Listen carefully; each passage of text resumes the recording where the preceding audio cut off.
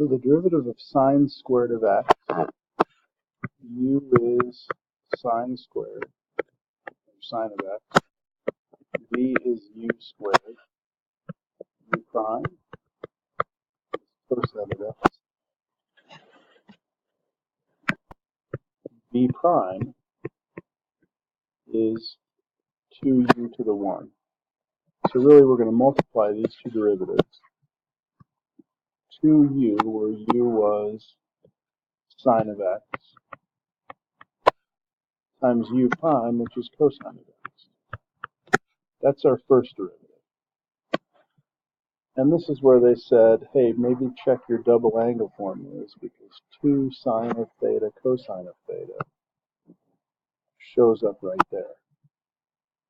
So now we can replace y prime with an equivalent form, sine of 2x.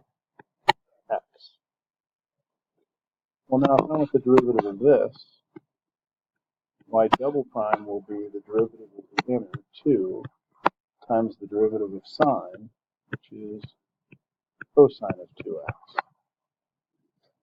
Well, one more derivative will give me the third derivative. The derivative of the inner is 2 times the original 2, and the derivative of cosine will be a negative sine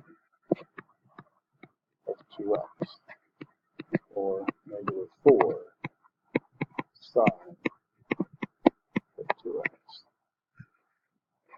Hopefully that matches. Let's see if that matches that answer.